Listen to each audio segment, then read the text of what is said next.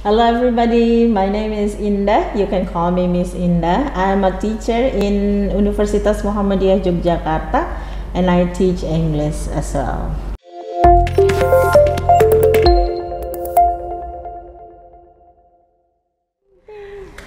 Hi, I'm Ms Dewi, your English teacher. Today we are going to talk about simple past tense with Ms Indah. Hi. Ms Indah, welcome to SMP Budi Mulia 2. Thank you for having me. Okay, Ms Indah, I'd like to know a little bit about simple past tense. Alright, what do you want to know about simple past tense? When do we have to use simple past tense? We use simple past tense to tell about events or action that finished before now. When I say before now, it can be sometimes like a long time ago. For example, if we want to tell about action that happened in 1960s or something, or in 2000,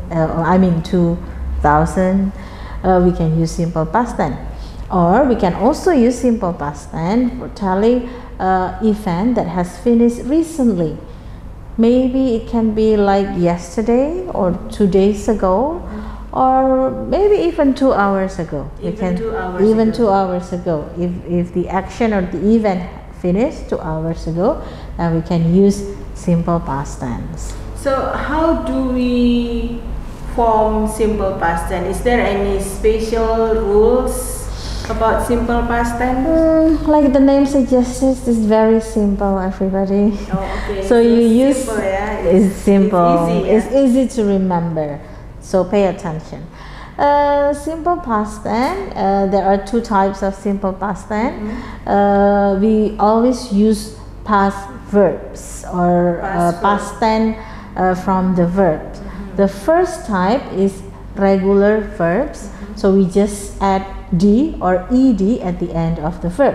For example, I visited Sydney in 2005. The word visited indicated that the action had happened past or long time ago. The second one is you have irregular verbs. So for example, when you use simple present, you say, oh, I go to Malioboro. But if you said that you go to Malioboro yesterday, you don't use the word go, but you use the word went. I went to Malioboro yesterday. So we change from the word go to went. Okay, so for another example, from the word come to came. For example, you say, oh, I came to the school yesterday, or I came to the school 2 days ago. Okay. So that is the irregular verbs one. So there are 2 types. The first one using regular verbs. Yes. You only need to put or to add D or ED. And then the second one, the irregular verbs. So right. we change from go to when, or from come to came. Okay. Is there anything else? Basically, that's the only thing that you have to remember when you want to make a sentence in past tense. But sometimes we also create like negative sentence, right? So if you want to make negative sentence, we usually put did not in the sentence. So for example, I can say, I did not visit Sydney in 2005. So we use the word did not. Or I did not go to Malioboro yesterday.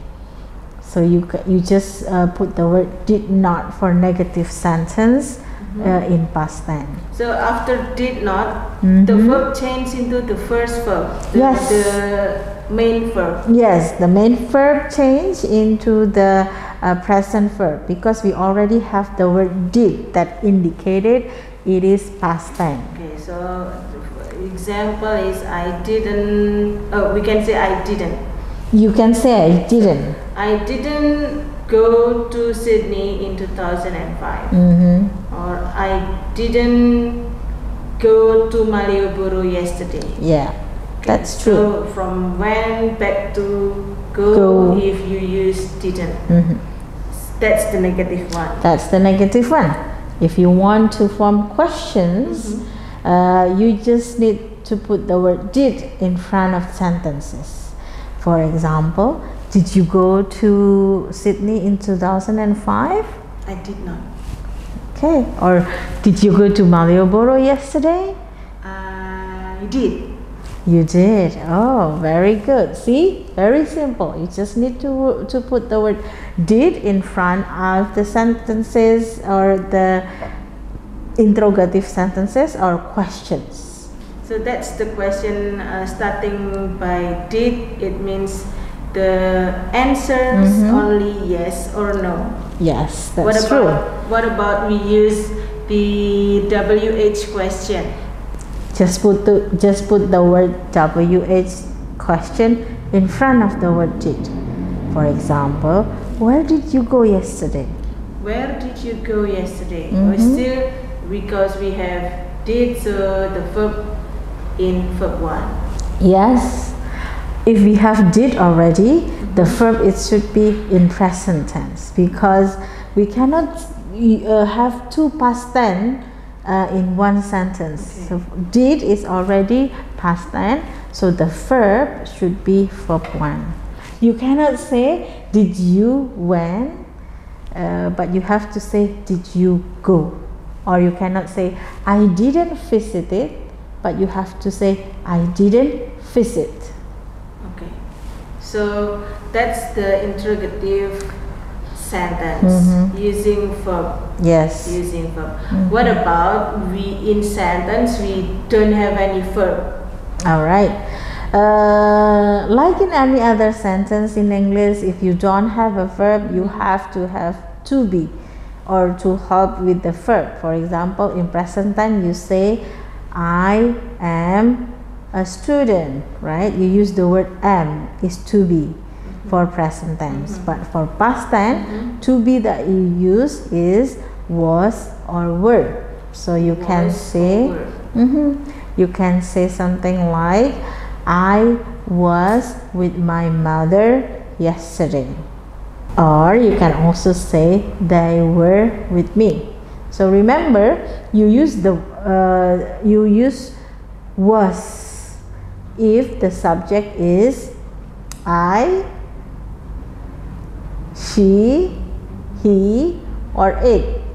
I was, he was, she was, or it was. But for other subject like they, we, and you use to be were. So you can say something like you were at school yesterday, or we were at the hotel yesterday. So okay, let me repeat it once again. We use was when the subject is I, she, he, and it. But That's if correct. the subject is you, they, and we use were. Yes. Okay, got it. So it's quite easy, yeah? Very easy. That's why they call it simple past tense. That's so simple. That's so simple. You can write it or you can use it anytime you want to tell about your past experience. The action that has finished in the past. Yes, before now. Before now. Okay, now what about if we want to make the negative and interrogative sentence using was and were? Oh yeah, I forgot about that. You can just put the word not after was or were. So for example, you can say, oh, I was not with my mother yesterday, or they were not at Malioboro yesterday. So you just need to put the word was, the word not to make it negative sentence. But if you want to make interrogative sentence, it's very simple too. You just need to put the word was or were in front of the sentence. So for example, I can ask Ms Dewi, were you at Malioboro yesterday? I was not. Okay. Is that right? Yes, because you use the word I, so the to be should be was. But I ask you, so the to be I use should be were. Okay. So is there any other special things that we need to know about simple past tense? One thing that you need to pay attention to is sometimes when we use simple past tense, we can use a certain time expressions. For example, yesterday, in 2010, for example, So, or maybe a long time ago, we use the word ago. So that indicated past action or past events. So like we find out certain years in the past, it means past tense. Yes. Okay, so is that all, Miss Indah? I think that's pretty much all. So because it's simple past tense. So if you want me to recap one more time, the first thing that you have to know is simple past tense is used when you tell about event or action that happens before now. Before now. Yeah. Got it. And the second one is you can use regular verbs to form past tense. For example, like I visited Sydney in 2005. And then the second one, you can use irregular verbs. So for example, you say I went to Malioboro yesterday. And the third one, you can also use to be for forming past tense. To be that you have to use is was or were.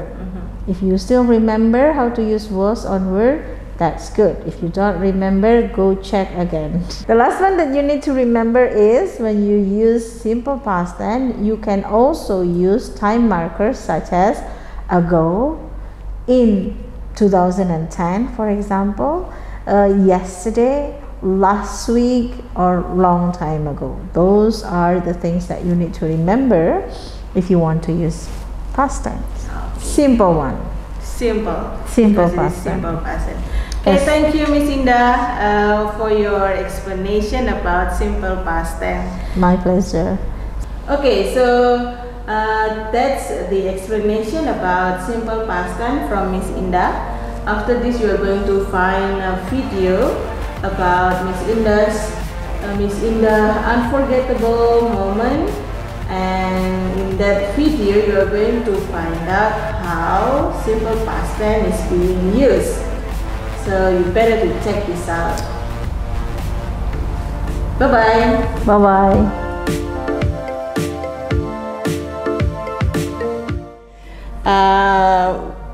I'm going to ask Miss Indah to tell about her unforgettable moment or experience. So Miss Indah, Okay. could you tell me about your unforgettable moment? I think I have quite many unforgettable moments, but the one that is most special is when the first time I went abroad or overseas. Oh, where did you go? I went to Australia, Sydney to be exact, and it was like in 2005 I went to Australia, and that was the first time I went abroad, so it is special for me. Okay, so Miss Indah has been to Australia in 2005. Okay. What did you do there, Miss Indah? I went to Australia for a teacher training program. So the university sent me to a teacher training program in Sydney, and I had to go there to study how to become a good English teacher at that time. Okay. So where did you stay while you were in Australia, Miss Indah? I stayed in a Australian family house. They had a room, and then I rented the room, and I stayed there for a month. For a month. Okay. What was your first impression when you arrived there? My first impression when I arrived in Australia, of course, I landed in a airport. So the first, although I was excited, I was very nervous because I had to go through immigration checkpoint, and I heard a lot that immigration is scary, so that's why I was very nervous. But after I got through the immigration checkpoint, I was excited again. Okay, exciting of what? Excited to see something new. All of them were new for me. Like I saw a very beautiful tree that I haven't even seen before, and I saw you know, a lot of things that for me was very new. So that's why I was excited to experience a new atmosphere or a new life in Australia. What was the best part being in Australia? The best part was, although I went there for studying, but I got the experience to go to a concert, like a music concert. So music concert. Yeah, so that was the first time I did that. The first time I saw a concert, and it was overseas. It was best because I had the experience that everybody was very tall and I couldn't see the singer. I only heard they are playing. I couldn't see the singer at all. So that's why it was very funny. And the second one was that I watched stand-up comedy performance live. And at that time, although I know that my English was okay, and I thought that I will understand what the comedian said, but I only understood, at that time I only understood like 20% of them. So when everybody laughed, I don't know what they laughed. I couldn't laugh because I didn't understand what they are laughing at. So, but it was very funny. I mean, that's starting from that, I then began to watch a stand-up comedy show to improve my English. So who is your favorite stand-up comedian right now? My favorite stand-up comedian, there are two from stand-up comedian who use English when they do comedy. The first one is Gabriel Iglesias. He's so funny. I think I like him. And the second one is Trevor Noah. Trevor Noah, maybe you know him as a host of Good Morning America, but he started the journey as a stand-up comedian, and I think he's very smart, a smart stand-up comedian. That's the two stand-up comedian I like right now. Okay, so I find an interesting statement from you. You said earlier that you only understand 20% of what the stand-up comedian said. Yes, it used to be, right? So what is the difference? I mean, how do you find Australian English? Okay. There was a funny story about that. The first time I went to Australia, because I believe when I learn English, I'm used to, or I was used to American accent, because I watch a lot of American TV, a lot of American films. But when I went to Australia, I remember that I had to buy a ticket, a bus ticket, right? And then I went to the store, very nervous. I asked the